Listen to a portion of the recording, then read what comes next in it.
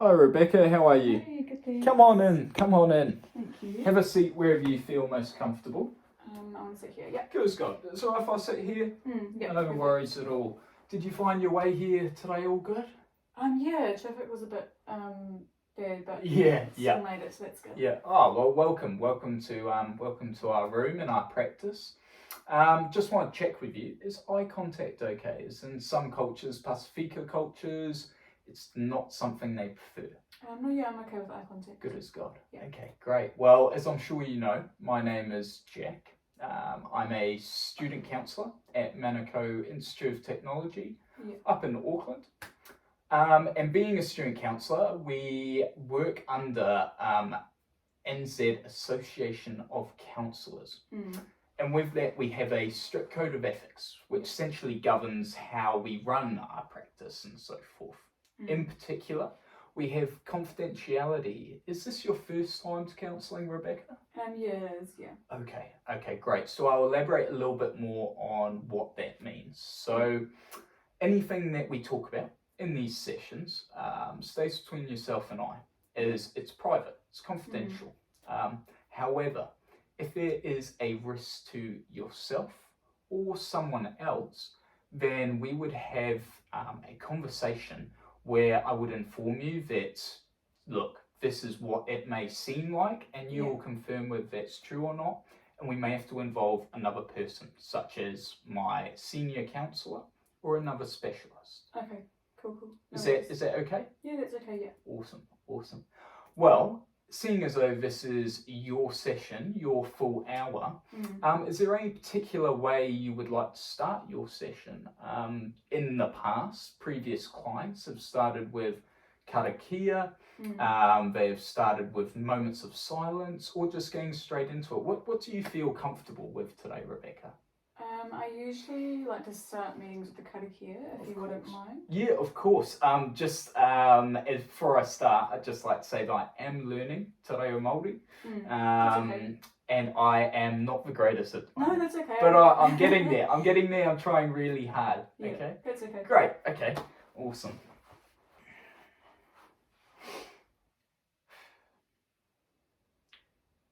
Kia hora te marino. Kia whakapapa pūnamu te moana. Hei hūrahi mā tātou I te rangi nei. Aroha atu, aroha mai, tātou, ia tātou, katoa. That was really good. I don't know what you're talking about. Thank you very much. I appreciate that. Yeah, it's a work in progress. That's for sure. Well, Rebecca, would you like to tell me why you've come to see me today? So I'm just feeling a bit lost. Okay.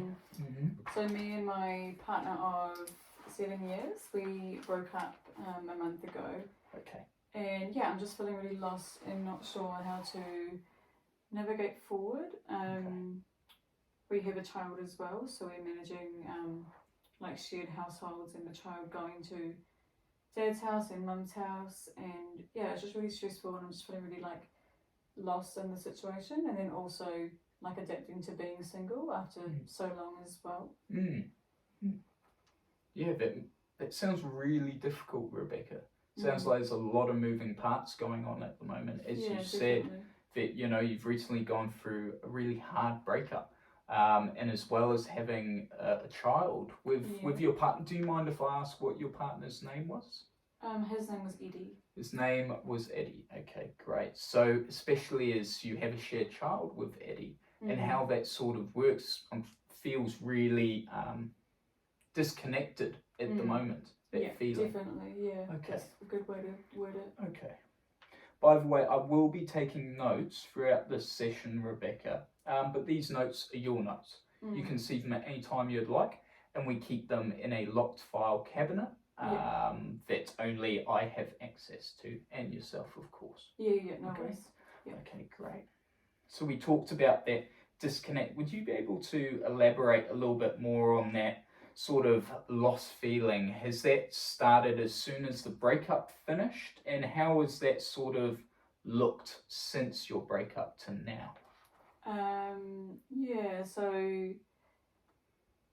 Just feeling really lost because obviously I want to say, like, I want my child to portray me as not being weak, but obviously I'm feeling really lost and weak at the moment. Okay. And then yeah, as I said, like I've got to juggle work and home life by myself, and like juggling our child between houses and stuff as well. So yeah, it's just all a bit overwhelming. Okay. Like suffocating. Yeah, 100%. Okay. I feel it's a good, yeah. Okay. I feel really suffocated, yeah. So with everything that's going on at the moment, and there's so many moving parts and everything, is there any particular time in the day that you feel that sometimes it just becomes really overwhelming? Any particular day or any certain scenarios? Yeah, it's mostly when we're both in bed for the night, so me and my daughter. Okay.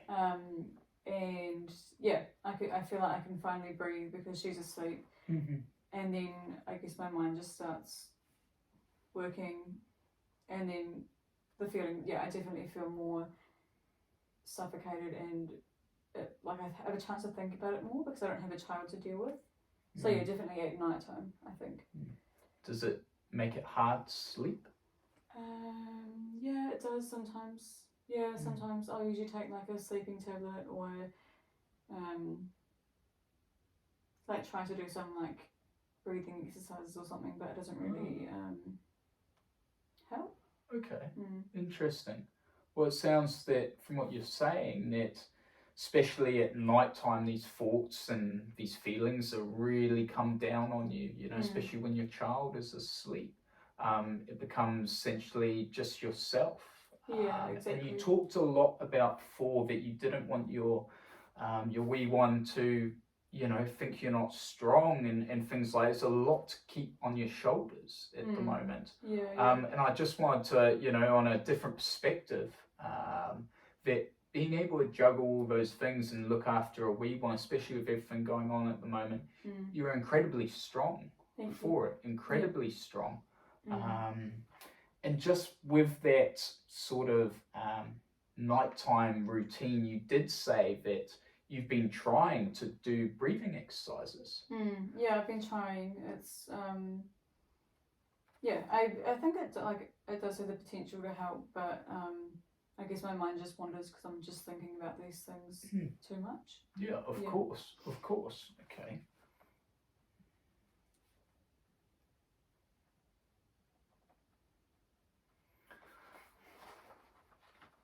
With the wandering thoughts, is there any time in your life previously where you have had similar maybe scenarios or that suffocating feeling? Is there any time in your past that you felt that before?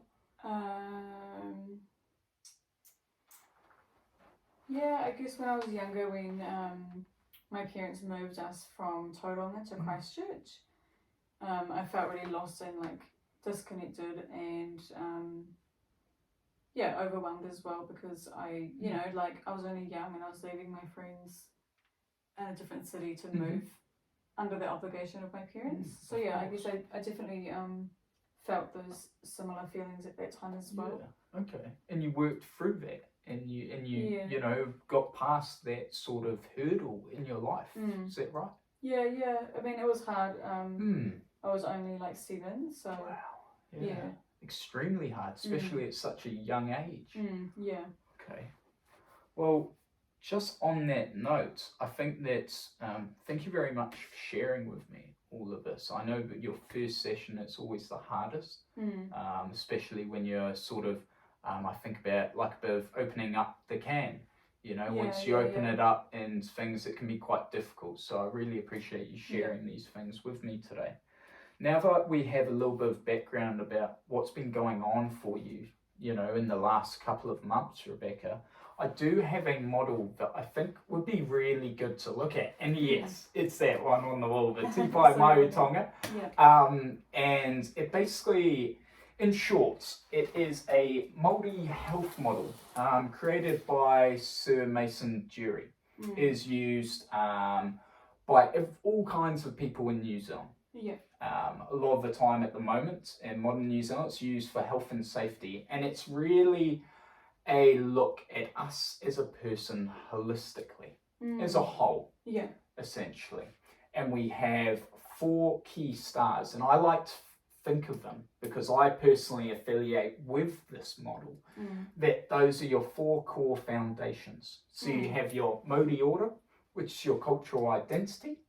You have your te ronga, which is your participation in society, toi ora, wai ora, and my favourite 2 is ngā manakura, which is our leadership, and te mana whakahere, which is autonomy. The reason why I like these 2 the most is they are our pointers. Yeah. So as it is the Southern Cross star constellation, you need these 2 and all of these in order to find your magnetic south. But to me, it's about having autonomy, which is about yourself without having anyone else to govern you. It's a self strength, I like to think of it. Yeah. And leadership, which is a really interesting one as well, because you don't have to be a follower. You can have mentors, but also under leadership, some point or other, leading yourself is one of the best things you can ever do. Makes sense.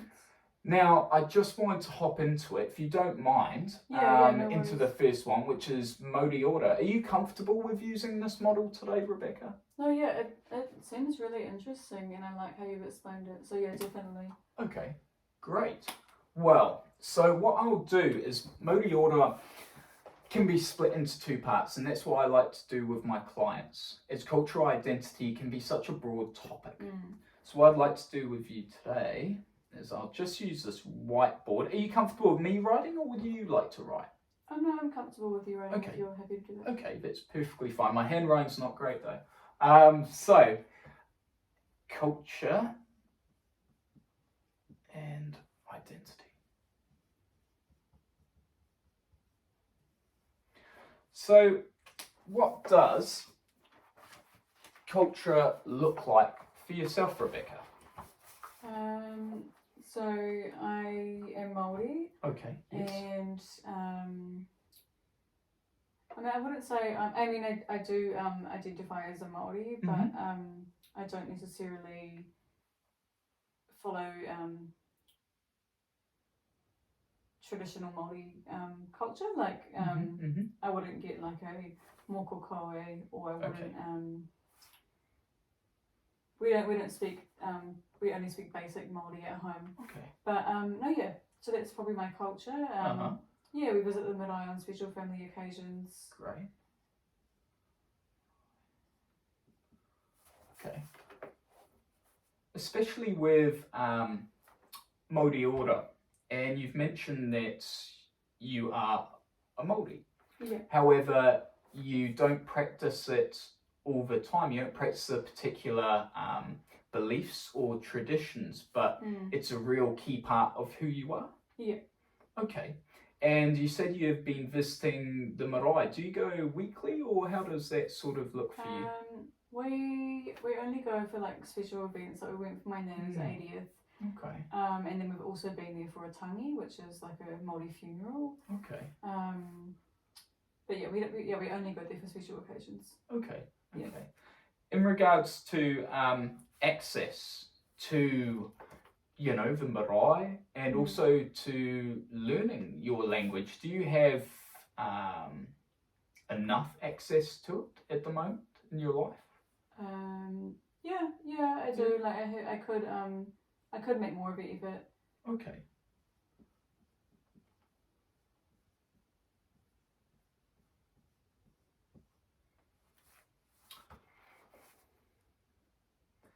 Well, now that we have sort of a outline of your culture at the moment, at a bird's eye view, essentially. Yeah. Baseline.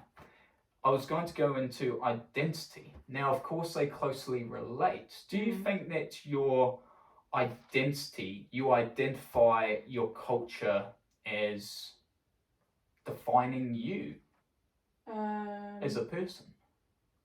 Or do you think there's maybe more to who you are? I mean, I think there's definitely more to who I am than just my culture. I mean, I identify as a mother and a daughter, and I'm a teacher as well at a primary school. So great. Yeah. So yeah. Is that kind of what you were asking? Yeah, it is. Of course, with this model, anything that's it can be interpreted however it sits with you. That's the most important thing about this model. Yeah. Now you've talked about being a mother and a daughter, and is that really sit with you within your culture that you're supported within your marae as being a mother and a daughter, and they really help promote that sort of identity within yourself? I think it's about accurate. Yeah. Okay, great.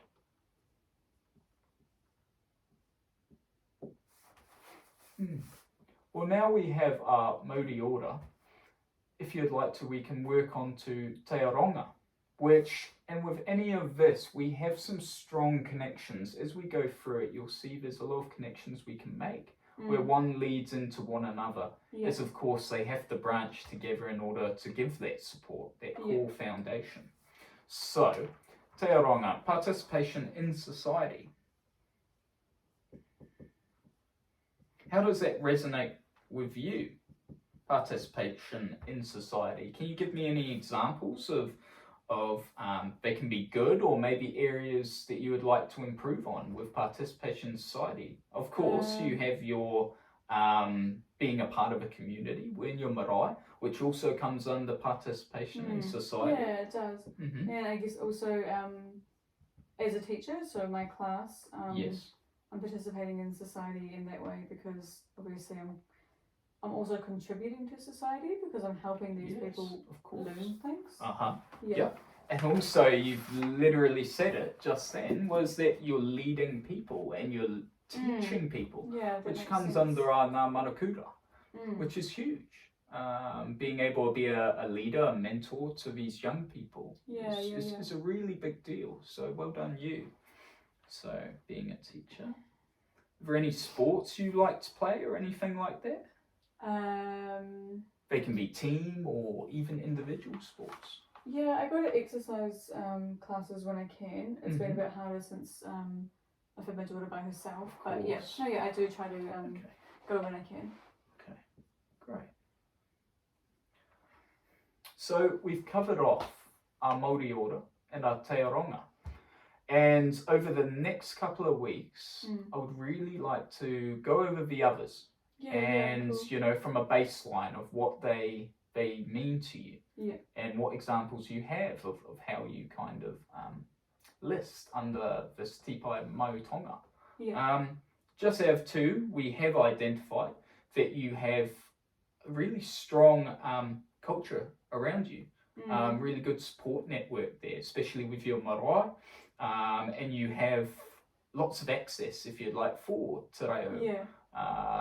And identifying, you have lots of different areas to identify who you are as a person, being a mother, being a daughter, being a leader, and especially in participation in society is really kind of joined all of those things quite nicely together. I like it. It's really cool. Yeah, well, what I can do, Rebecca, as we are coming to the end of our session, is that I can take a quick photo of this and also give you a copy of Tipai Mautanga.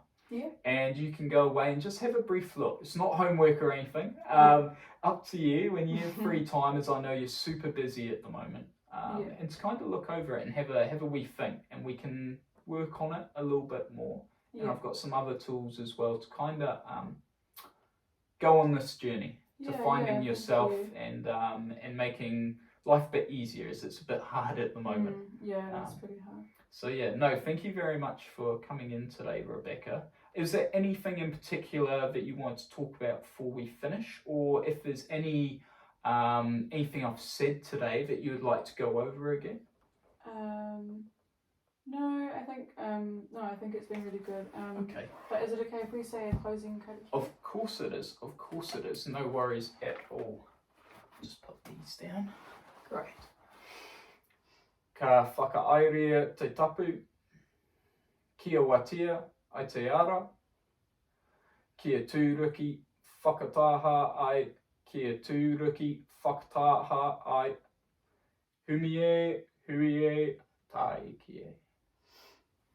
Thank you, Rebecca. And we'll go out now, if you'd like, and we can talk to my receptionist and book in for same time next week, if that's good for you. Yeah, I'll be free. Okay, great, Cool, awesome. Thank you thank very you. much, Rebecca. Cheers.